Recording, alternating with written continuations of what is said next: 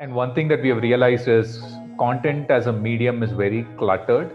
Um, everybody writes content, right? And if you want to sort of stand out, you have to provide something of value to your audience. You, if you write content thinking about it as a lead gen asset, you're most likely going to fall into the trap of, hey, it's a checkbox and I need to sort of finish this content, or I need to sort of write something which can generate leads.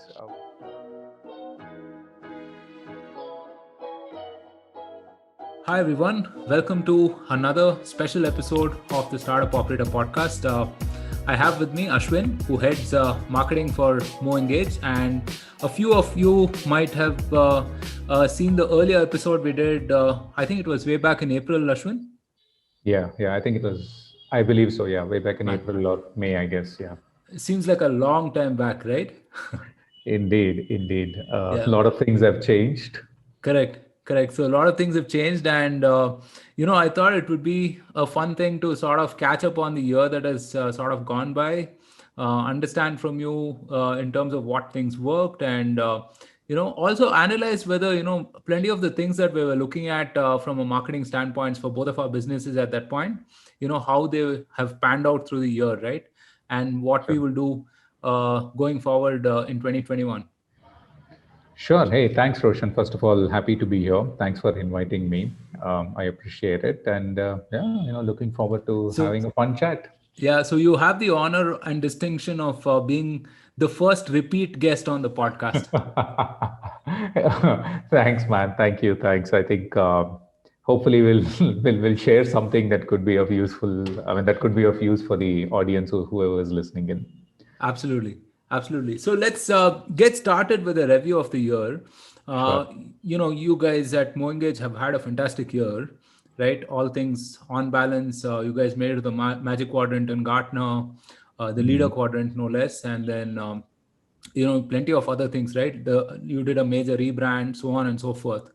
Talk us through, what this year has been like. Yeah, I mean, I think this year has been pretty crazy, to be honest. I'm sure the situation is similar for a lot of other brands and a lot of other marketers as well. I think when we started off the year, obviously we had a lot of growth plans. We had obviously no inkling that things are going to change so drastically. So we were all sort of set to, we were all set on a rapid growth plan and all of that stuff.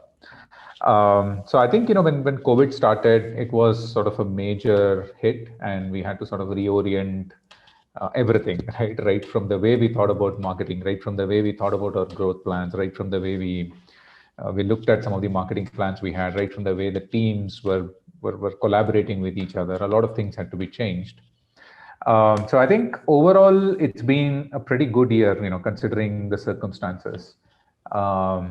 We've still grown decently, even though we might not have grown as much as we thought we would, but we've still grown. So if business has not shrunk, we've still sort of seen a decent level of growth. But I think what's really been, what's really been a phenomenal thing for us has been the way that teams have responded and have adapted to this situation. I think that's just phenomenal. In spite of all the, in spite of the pandemic, in spite of working from home, in spite of not being able to not being able to collaborate in person and physically, the teams have really sort of adapted to this, and to a large extent even thrived in this sort of an environment. Yeah. So I'm super happy with that. I think that's been great. Yeah, quite a similar story for me as well at Waymo.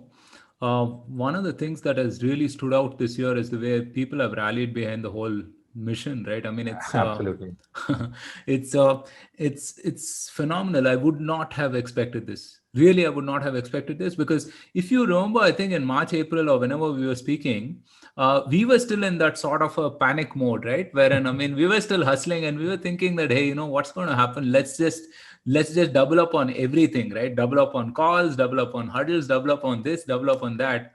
And I think to an extent, some of that panic, I'm thankful for, that we panicked early and we sort of had this all hands on deck situation early. Uh, Talk us through one or two of the scenarios that come to mind when you talk, when you say, like, people really um, Sure. came together. What are some examples of that? Sure. I mean, if you look at the year, right, we've really done a lot in spite of all of us being remote in different corners of the country, and in some cases, different corners of the world, maybe even. So I think if you look at it, you know, the for instance, the quality of our content output has really improved a lot, right? I mean, when you don't have some of the major marketing channels that we used to have, like events and mixers and roundtables and all of that stuff, you the rest of the marketing functions have to really step up, right? So, for instance, content has to really step up. Your digital teams has to really step up. And then they've done a phenomenal job. So if you look at the quality of content that we have been generating, I think that has increased by a huge margin. And this is, like I said, in spite of people being working remotely and they have to sort of collaborate on phones and on Zoom calls and Google Meets and WhatsApp and all of that, right? It's not, they don't have the luxury of getting together into a room and ideating and discussing and all of that. And even if you look at the way we did our rebranding exercise, which is a fairly creative process, right? I mean, it's not like optimizing a digital or a paid search campaign, right? Which is usually more numbers and more math rather than branding. So the team just rallied to that, right? I mean, they collaborated. They had these daily stand-ups. They had these informal catch-ups. They set aside time just to sort of brainstorm on the creative aspect of things. I think they've done a phenomenal job. So yeah, I mean, we've actually been able to rebrand. I think pretty much right in the middle of the lockdown. Right. And at one point, I distinctly remember thinking about saying, "Hey, should we even do it now? Is this even the right time to do it, or should we sort of not do it at all?" But yeah, I think it's just been crazy. I mean, it's just been great the way the teams have sort of responded to this.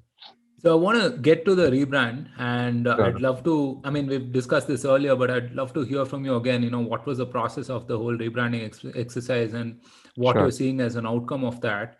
But in terms of content itself, right? Mhm. I noticed that your content is very distinct from the others in the sense that a lot of the content out there is like 4 ways to do this or 10 ways to do something else, and very it seems very dated. It feels like I've read all of those types of content Sure. earlier. Certainly I don't remember clicking on any of those, but you seem to produce high quality content on a regular basis, right? Whether it's your reports that you do, the quarterly reports, or even the blogs that you write, and so on and so forth. How are you able to do this? I mean, walk us through your process. I mean, I think you'll have to ask Akshat, who's our head of content, for the secret sauce. But I'll try to answer that question to the best of my ability. But so I think one is we did all of that. The four ways to do this or 5 ways to do that and all of that stuff, right? So we did all of that. I think uh, in 2019, but we didn't see a lot of results, like you rightly pointed out, because it is a bit dated. And one thing that we have realized is content as a medium is very cluttered. Um, everybody writes content, right? And if you want to sort of stand out, you have to provide something of value to your audience.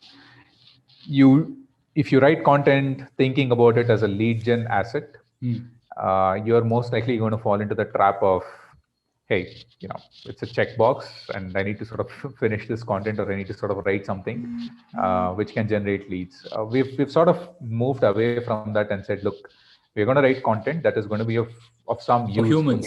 for the audience. Yeah, exactly. And that has really worked for us, because that forces people to think about, hey, who is the human at the end of it? What sort of journey are they in? What sort of context are they going to be consuming this content in?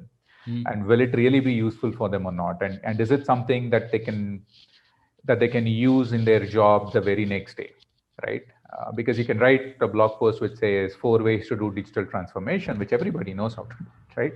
Everybody knows the 4 ways to do it, and it's going to be at such a high level that it's not going to offer any actionable insight or anything that people can take back and use it the very next day in their professional lives. So I think that clarity of thought has really sort of helped get us to the get us to this, right? Because that also forces you to think about this as a team game and not just something that I have to create myself, which is why you see all these partnerships, the content partnerships that we have with other brands, with other complementary sort of brands, right? So whether it's partnering with Apptopia to come up with a very data-driven sort of a report, or whether it's partnering with AppFollow, one of these agencies to talk about how certain workflows can be enabled the very next day by people who are actually reading the content, right? So then you start thinking about saying, hey, I want to write something about, I want to write about this topic which will actually be useful for the audience. And then can I do it alone? And if I can't do it alone, who else can I partner with so that we can actually make sure that the audience gets the maximum value out of it. So I think that clarity has helped. Basically we try to keep it simple, man. We just say, hey, who are we writing it for? What's the audience? What's the context? What's the journey? Is it specific? Is it actionable? And is it insightful? Is it data driven and insightful? That's just it. So I don't know if there is a secret sauce. I'm sure Akshata has a secret sauce in the way she makes sure that the content comes out as beautifully as it does. But for me, I think that the clarity has sort of helped. Helped improve the quality. Yeah, I mean, that's something I definitely noticed, right? And I think to a large extent, marketers have ruined writers. I was looking for content folks myself over the course of this year, and one of the things that I always put out in that job description was that, look, I don't want content marketers. I want people who can write. Just understand who you're writing for and write something interesting. Because I think I think you land somewhere in between, right? Or neither here nor there when you are too focused on the funnel as a writer, and you are making stuff which is very scannable, clickbaity and stuff like that, right? It just doesn't really pay off, I feel. True, absolutely, and you make a great point actually. When we interview people for content positions, the number of candidates who find it difficult to answer basic questions, right? And it's like the basic questions like, hey, can you describe the audience you're writing for? And they go like, oh, this is the industry vertical, this is their job title, that's what you get on LinkedIn. But what do you really know about your audience, right? And the number of people who cannot answer that question is just crazy. I mean, they are great at answering questions about MQLs and SQLs and funnel and how my content did this and that, and how many leads my content generated and all of that. But a lot of people actually struggle to answer those two basic questions. Can you describe your audience? And if you've written this piece of content, just take an example of the content that you've written, and which part of the journey did it? Do you think it's going to help the audience that you're writing? And even when I ask about the journey, it's always going to be, oh, this is top of the funnel, this is bottom of the funnel, this is that, this is like. But that's your funnel. It's not your audience's journey. Your audience doesn't care about top of the funnel. Exactly, right? Yeah. I'm sure the person who's reading it is not conscious of where in the funnel he falls. Exactly, right? And we have noticed that people who can answer these two questions in a very clear and has the clarity of thought about these two, they are the ones who write excellent content, right? Because they've spent time trying to understand the audience. They've spent time, and again, audience not just in terms of which industry, vertical, job title, and stuff like that, but really try to understand, saying what is it that matters for them. They've sort of tried to understand, put themselves in the shoe of the audience, what the journey they're going through, the context they belong to, and then write content. So, yeah, I mean, I agree with you. It's hard finding the right content people, but these two questions, I think pretty much sums up what content writers should be. Yeah, no, it's a broader problem I see, in marketing in general. I feel like we underestimate the qualitative parameters and we tend to overestimate the quantitative parameters way too much right now. I mean, somehow we went from that whole advertising agency, put up a hoarding, run a TVC or whatever it is. And then, my uncle appreciated this ad, and so that's why it must be amazing, to this era where you want to see numbers and numbers and numbers for every damn thing, and you don't really care if you're writing pure garbage, or if your customer actually doesn't really even relate to what you're doing. So True. Agreed. I think that's been one of my learning as well. How to sort of balance the whole yeah, data yeah, with the creative aspects of marketing. I yeah, mean, I come from a sales background, so I've always been a very numbers-driven sort of a guy. So yeah, it's been a bit of a learning experience for me as well. right. This episode is brought to you by Mulya. You want to move fast? Sure. But without breaking things? Now that's a hard ask. The thing is, once you have some base of users and customers, you just cannot afford to risk quality. So, how do the likes of Cred, Swiggy, and CureFit, some of India's fastest growing startups, ship at lightning pace and delight their users and customers? Simple, they're working with Mulya as a strategic quality partner. Mulya is India's most talented and passionate community of testers. They've helped prevent thousands of bugs and regression issues. So, as a CTO or a product owner, if you want to reduce tech debt, especially while you scale, do check out Mulya.com. I've interviewed Mulya's founder and CEO Pradeep on the podcast earlier, and we spoke about how startups can improve quality while scaling and things to that effect. You should definitely check it out. I'll link to it in the description below. Now back to your regular programming.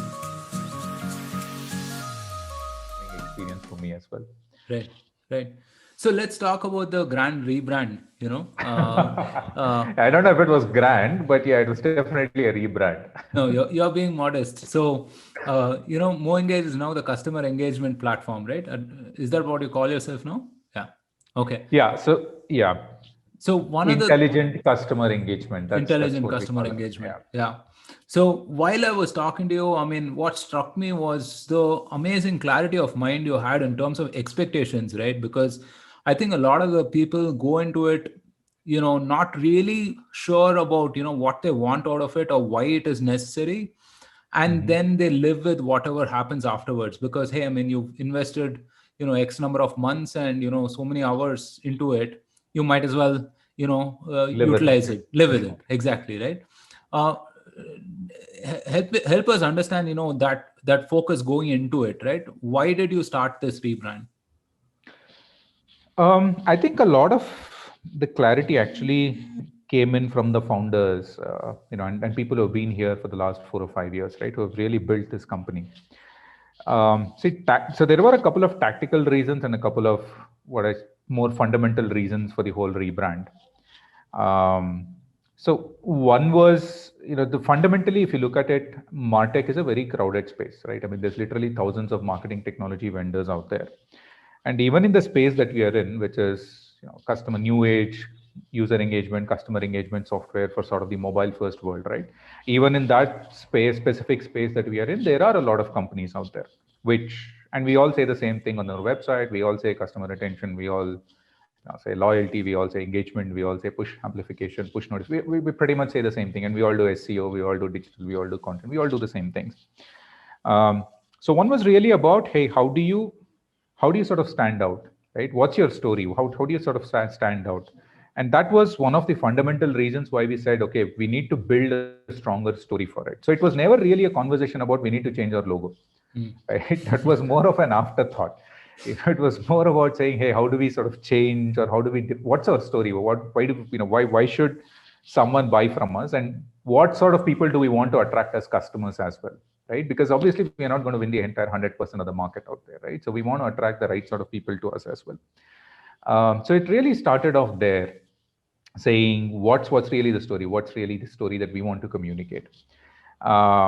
And really that's where it started off. I mean, there were tactical reasons. Obviously the logo was not very visible when we were trying to put together a booth backdrop, for instance, or when you sponsor something with a bunch of other sponsors, your logo was like this really tiny piece in some corner, which was not very visible, which was not very,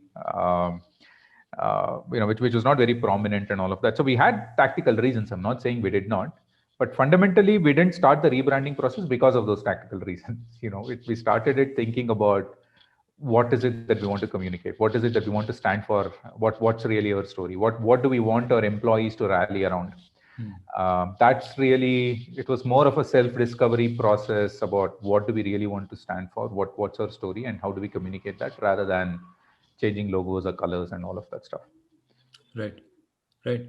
And, what is the kind of expectation that you had that, tell us about the process also, like how many days, months it took, right? How many cups of coffee you had, Yeah. how many nervous nights did you think that maybe you embarked on this at the wrong time, or maybe you should push this out a little further, right? And what are you seeing as a result of this whole branding exercise?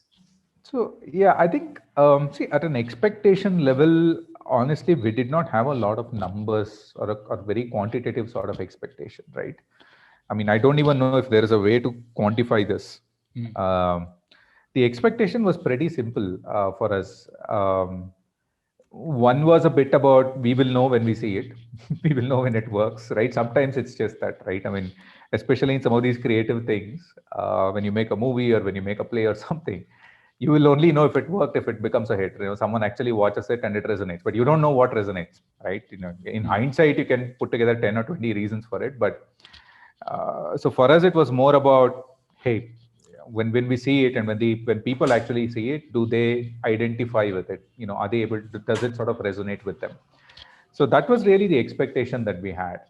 That when we launched the brand and when people see it, when people hear about why we did that, does it really resonate with them? Does it really sort of make them say, yep, that makes sense. I get that, and it all fits together. But I think tactically, from a project management perspective, I think obviously we have to be a bit more realistic. So there, we had a few expectations, right? So one was to really make sure that this is a story that the internal employees can identify with, right? So it was really, really necessary to make sure that we communicate a story which the internal employees um, can identify with and can buy in towards it. Because branding is not just communication, it's really what your employees need to display in their actions, What do you right? I stand mean, for? correct. So the CSMs, for instance, need to display what we promise as a brand, right? I mean, they need to display that in actions and not just a marketing communication.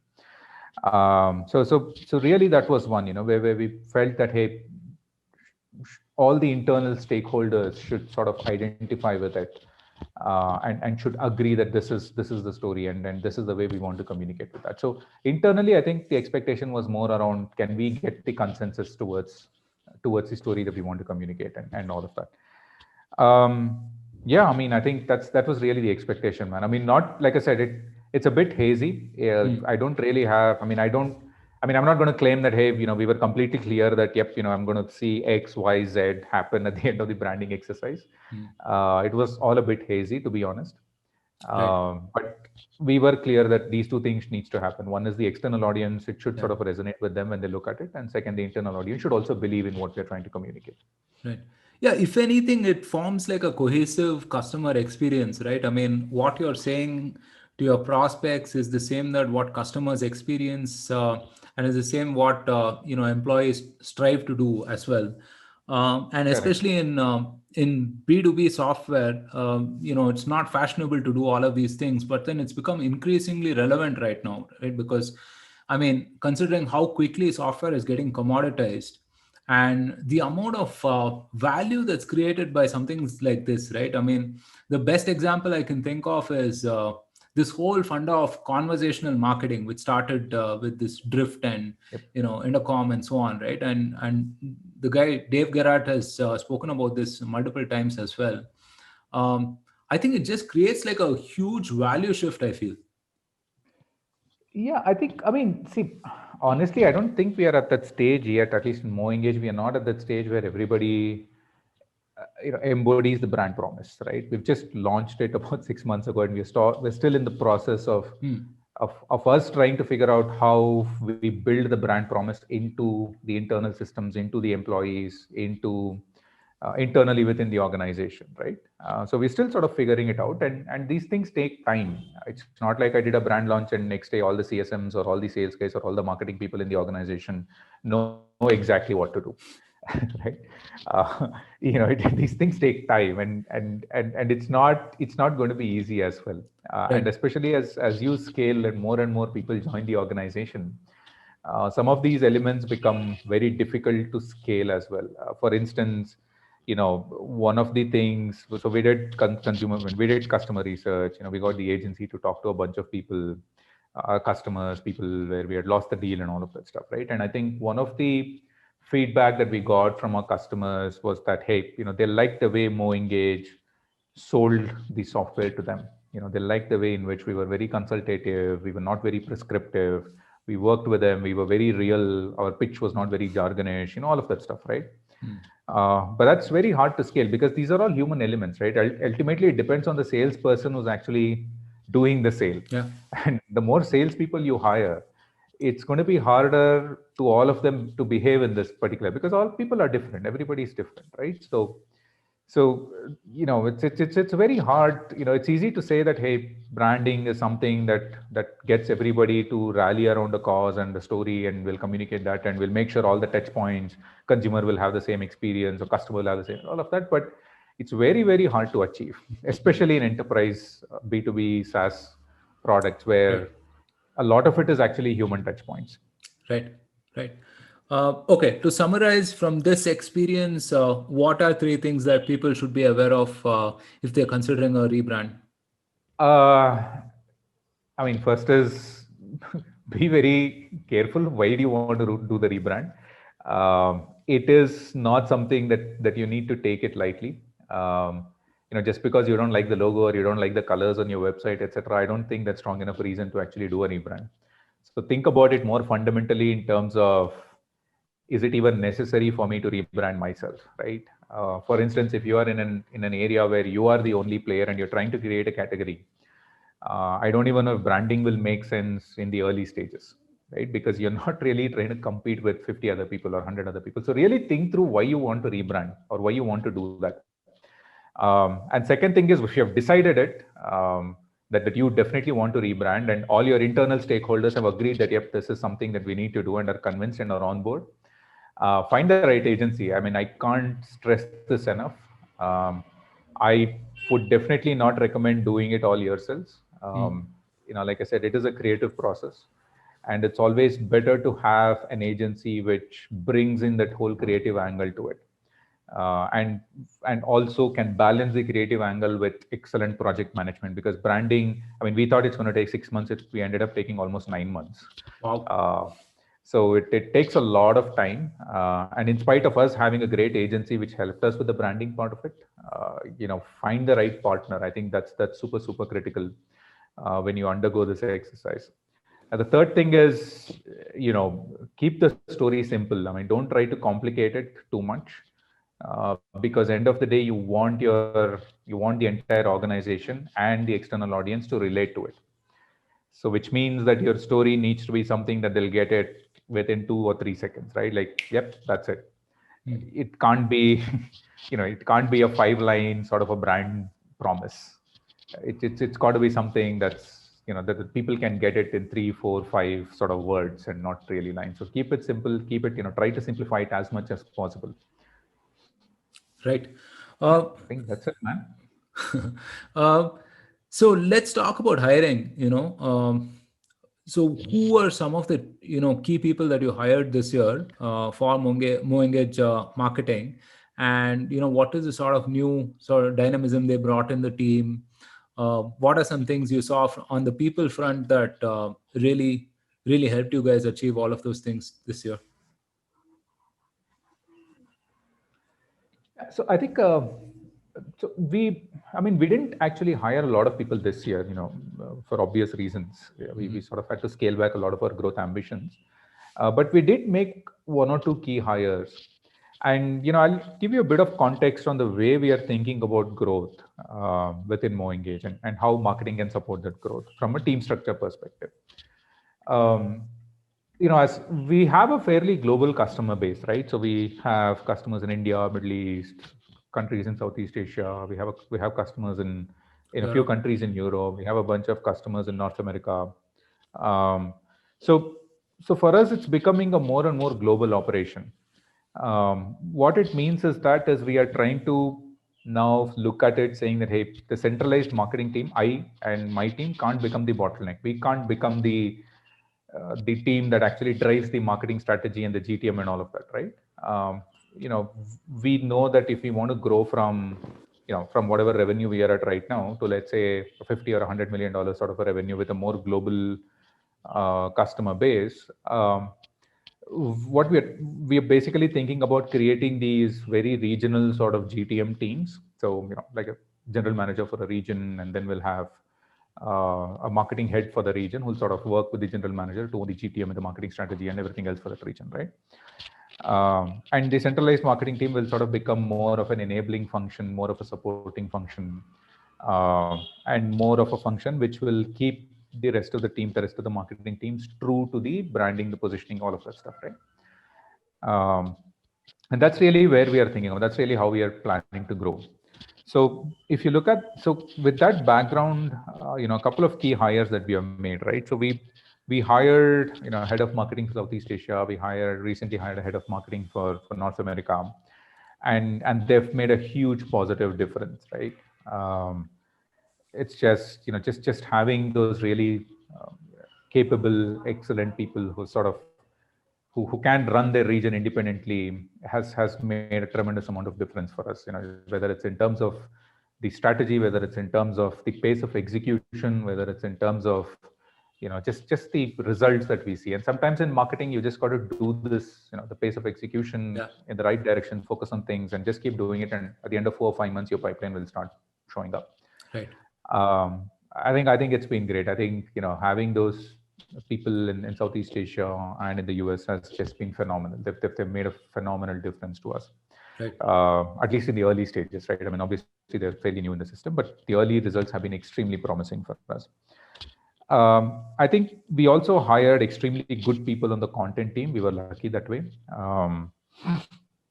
I think over the last 12 to 18 months, the people that we sort of hired in the content marketing team has also made a huge difference. I think it also, like I said, it also reflects in the way we were also sort of trying to filter out the candidates, because we got that clarity saying, all right, you know, we are not going to talk about the funnel, we are not going to talk about leads, we are not going to talk about all of that. We're just going to focus on how good of a writer they are, and how well do they understand the audience and the journey and all of that. So there have been a few people on the content marketing team, which I think has made a phenomenal difference for us. But I think really even the existing members in the organization, I mean, I think the way they've adapted to this has been phenomenal. Yeah, I mean, for example, we did a bunch of virtual events when we couldn't do physical events, right? And we did about 4 of them, one for Southeast Asia, one for India, Middle East, or rather 3 of them, one for India plus Middle East. Then we did one for Europe, and one for North America. And we had about 6,000 plus registrations, 2,000 attendees. And these are our own virtual events. It's not something that we sponsored. So the way they've sort of adapted to this, the way they've sort of made this happen, conceptualized the whole thing, executed it, has been pretty phenomenal. So even the existing team members have really sort of rallied around and have made a huge positive difference in the way we operate this year. Right. So what are you doing to enable these people now that you've hired them? And, you know, especially given this whole remote context, it must be doubly challenging, right? Yeah, it is. I think, you know, one is when we hire people, obviously, you know, when you hire smart and ambitious people, they always want to do more than what they're doing. You know, they always want to learn and grow, and professionally, they want to do more and more things, right? And that's one of the learnings for me has been that how do you sort of understand their aspirations, and how do you try and create or try and build a path and help them sort of achieve towards that goal. And that, I wouldn't say we have that completely nailed down yet. You know, we're still an organization which is sort of growing, and we have these growth pangs. So we're still sort of trying to formalize a structure and say that, look, if someone comes in here as doing this particular role, what's really the growth plan that we can chart out for them. I think that's been one of the learnings for me as well, and that's something that we are planning to do. We will do in the next few months. But I think from a coaching perspective, one thing that I've realized is when you hire these people, you've got to delegate more and more, right? You've got to trust them. And it was a bit of learning for me because for the first almost 18 months in the organization, we were building the team, and I was very closely involved with almost pretty much everything that was happening in marketing. Almost looking at pretty much most of the smaller detail that also goes in. But when you hire these people, you sort of have to learn to let go and say, all right, look, do that. There are 100 other things that I could better use my time on. So that has been a bit of a learning for me as the organization grows, as we hire more and more people as well. And I think the second thing is, sorry, no, go ahead. Did you have something? I was kind of agreeing with you as well. Okay. And the other thing has been that, we want to, the other learning for me has been around over communicating.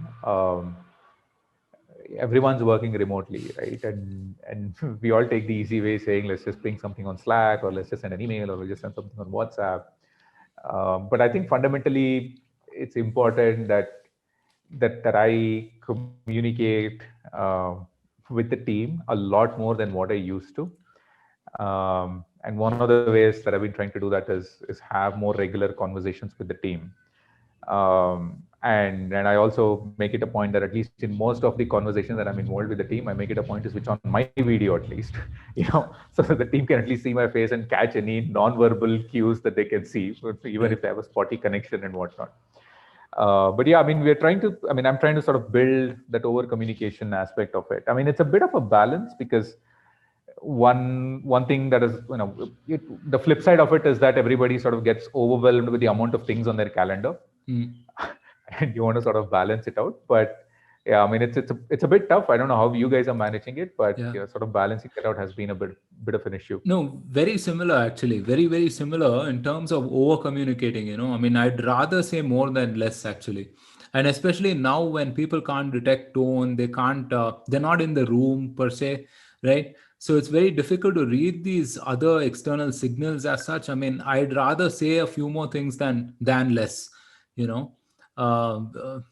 man, God knows I've annoyed people this year with every other detail that I had to tell them and all that. But I think overall, all things weighed, it was for the better, I think, for the better.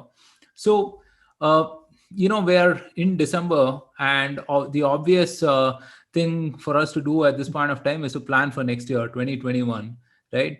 The vaccine is here, although hopefully I don't know how long it'll take for us to all be back to whatever is the new normal, right? So I don't know how long that will take, but how are you looking at marketing planning? Do you plan in December, or what is that cycle like? Yeah, so we had a Jan to December cycle, but I think next year we'll probably shift to a Feb to Jan cycle, because everybody is busy in December, especially the sales guys. They want to sort of close out whatever deals they can. So we're trying to shift it. So we will most likely shift it to Feb 1st to Jan 31st sort of a cycle, so that it gives a bit of a time for us to really plan and do a good job of planning. But I think, from a planning perspective, the way we're looking at it is we're trying to do a bit more of a bottoms-up exercise. I think we've been fairly top-down in terms of planning, right? Saying that, hey, these are sort of the revenue goals that we want to hit. These are sort of the pipeline goals that we want. Revenue goals, translate that to pipeline goals, translate that to how many opportunities do I need, and all of that. And stuff. And but really we're also trying to think through, saying that, look, as an organization, this is what we would like to hit, yes, but is it realistically possible? Can you guys also bubble it up bottoms up, and really talk to us about what is it that's really realistically possible for us to hit this number. So we're trying to sort of balance it a bit. So we're trying to get the bottoms up insights as well a little bit. The other thing that we're also trying to do is having more or giving more control for the regional GTM teams in the planning process itself. It's sort of a offshoot of the way we're thinking about when I said bottoms up approach, right? So we're basically saying, look, if this is the goal that we want to hit, revenue goal that we want to hit for your region, what do you think? What's really going to, what's realistically possible? Is it realistically possible? And if it is possible, what sort of resources should we invest in to make that happen? So we're sort of trying to balance the whole top down versus bottoms up approach, and hopefully we can meet somewhere midway. And a lot more regional in the way we are planning. So I think, and it's not, I mean, I mentioned this to you, right? Saying that, hey, the marketing team can't become the bottleneck.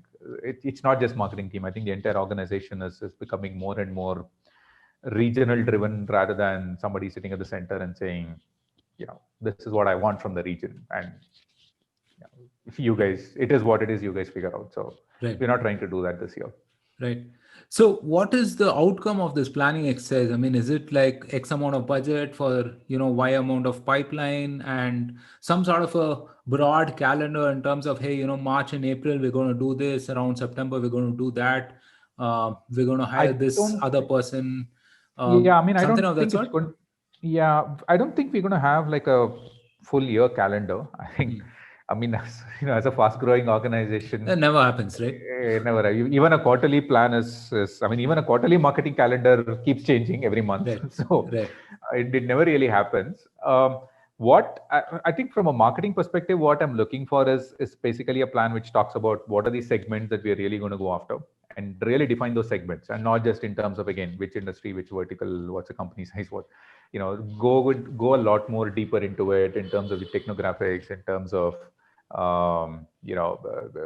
in terms of the context that the organizations are in. So really try and define the segment in as much detail as possible that we really want to go after. Map out the journey, and then start looking at it, saying, hey, what, if we say that I have, let's say, mobile first SMB segment who are probably buying the software for the first time, how do I get, how do I sort of, what sort of marketing programs can I do in the pre-trigger phase, right? So before they are ready to buy the software. So really trying to fit together a framework around it. So you look at the segment, you look at the customer journey, you map the customer journey with your channels and with what you want to do. And then figure out on a quarter-on-quarter basis, are you really addressing all those touch points in the journey? Do you want to address all those touch points? That's the first question. But what, really want to address all those touch points in the journey? And if you want to address all those touch points, then what sort of resources do you need to make that happen? So really, that's what we are looking at, rather than having like a rigid yearly calendar and saying, this is what, I'm going to do this in September, I'm going to do this in July, etc. I mean, in some ways, we might plan marketing campaigns much ahead, especially if it's a third-party campaign where we need to spend money. But in a lot of cases, we are just sort of looking at this framework saying, this is what it is. I mean, if this is a revenue goal, here's sort of like some of the segments that we can go after realistically. And this is a journey, and this is the touch points, and here's the marketing channels and the assets that we can realistically handle for each of these touch points. Right. Okay, really sorry for the interruption. I'm just going to take a minute to talk about something amazing. Clergo helps your remote teams be more productive by helping them close decisions more faster. I've worked remotely for the last 4 months, and it's just a lot of going back and forth on Slack, on email, on Zoom, etc., but never really getting to a point of execution, right? Clergo makes things a lot more simpler. You can have communication contextually around decisions that you want to make. All you have to do is open a thread on Slack like this, and continue to talk about what you want to do with a set agenda. It could be your product roadmap, it could be a marketing campaign, it could be a support ticket, etc. And once you're done, it all syncs with your Slack, and you have all of these decisions accessible when you need it, where you need it, right? Guys, I've tried this out and it makes you super productive. If you're even remotely interested, I suggest you go to clergo.com, that's CLERGO.com, and check it out for yourself. Cheers. Right. So one of the things that I personally experienced was this year I've had to work a lot more closely with adjacent functions, right? Not that, we were ever on two different pages, so to speak, right? But had to align a lot more on product, a lot more on sales and so on. What has been your experience on that front? And, how are you trying to work together in sync with these adjacent functions? Yeah, so we face some challenges there, honestly. I think, I mean, obviously we collaborate a lot more with SDRs and sales, right? I mean, that's really where we collaborate a lot more with. I mean, obviously we collaborate with product for the product marketing side of things, and with the CSMs for a few marketing activities and all of that. But really, majority of our collaboration is with sales organization, whether it is sales or SDR organization, right? So there, if you look at it, I think for us, collaboration is a lot more important because we are selling an enterprise software, and for us, it's really important that we select the right accounts, right? Really the right sort of companies that we want to go after.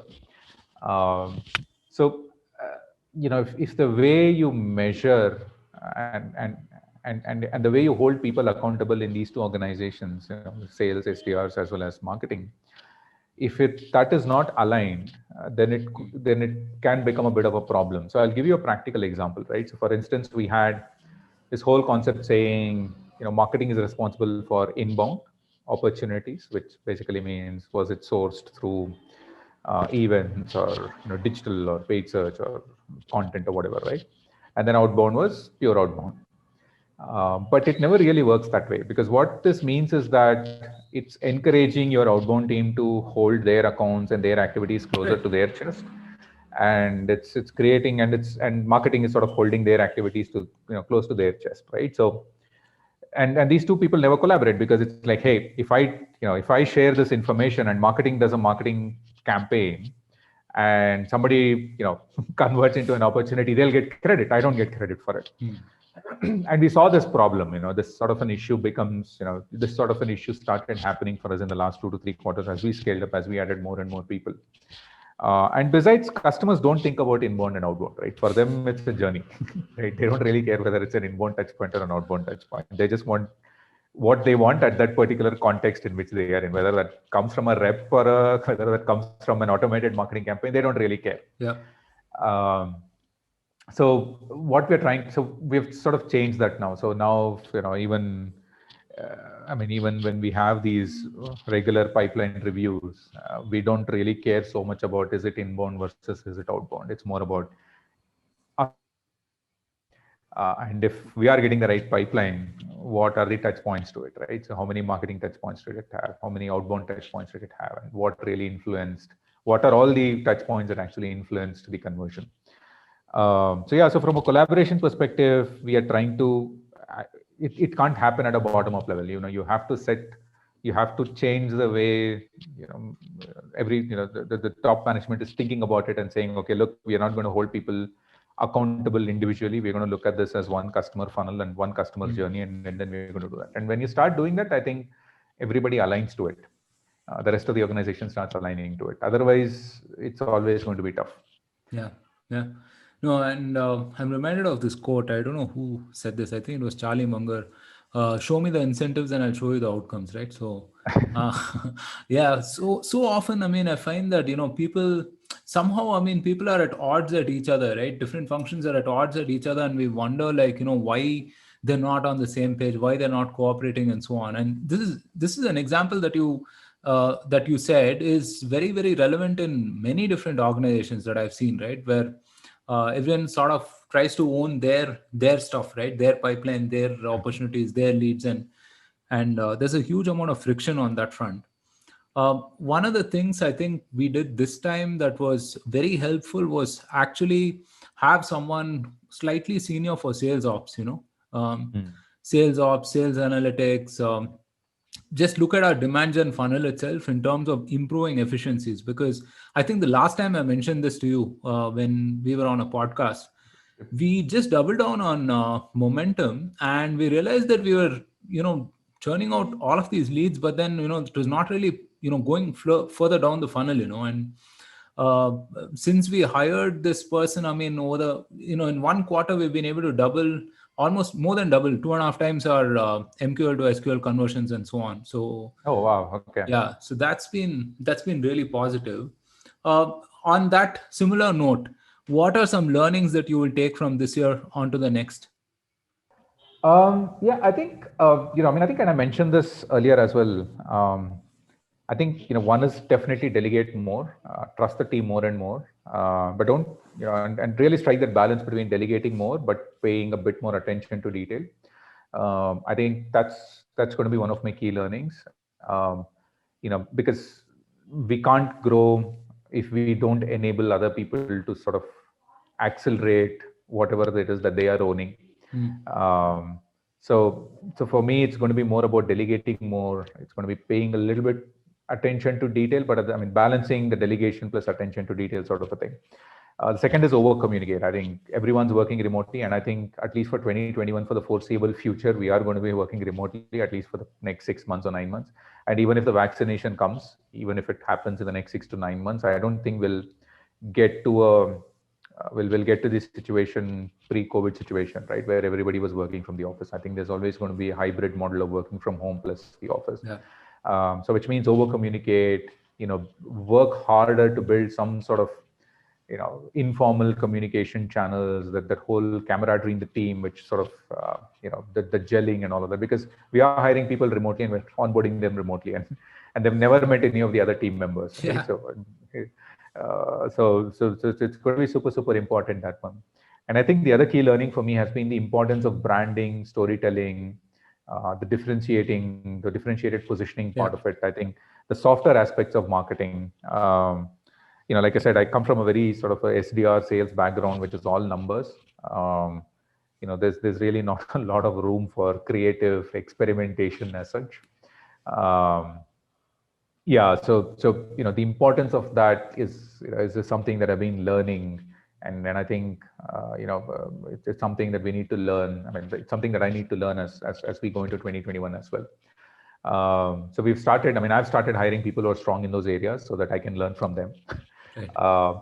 And then that's happening as well. I think the other key learning has been on if given a choice, and if I would sort of go back and change certain things, I would definitely invest and focus more on things like SEO and organic reach. I don't think we're focused a lot on that. I mean, we're creating great content, but I don't think the SEO and the organic distribution muscle is working. But that's always the case, right? You always feel that your distribution can be better. Distribution of the organic and the SEO part of it. I think I would go back, if given a chance, I would go back and put a bit more focus on that. See, for us, what happened was there was a guy who was supposed to be focusing on that. And then when the branding exercise happened, we said, look, there's nobody to take care of it. Can you please handle that? So, I would probably separate the two out and say, look, this is as important as the other one, instead of trying to reprioritize these two things. Right. I think one of the other learnings has been also on the product marketing and sales enablement side of things. I think, you can all do great marketing, but if the sales and the SDR team don't feel that they have enough assets and they have enough ammunition to sort of be better at their jobs, it is going to become a problem, right? One, obviously, it's going to affect your MQL to opportunity sort of, or SQL to opportunity, or opportunity to closure ratios. But at the same time, it also breeds dissatisfaction in the team, right? Because now it's like, hey, you hired me as a sales guy, but I don't even have a brochure, or I don't have this content, or I don't have this, or I don't have that. And I would sort of invest more or focus more on that and get that engine up and running a lot faster. I mean, we're building it now, but I would have focused more on building it 6 months ago or 9 months ago. Right. Okay. So we are, we're in the 5th of December as we record this, right? Maybe another couple of weeks or whatever, I think the market will pretty much close down, right? Or start to close down.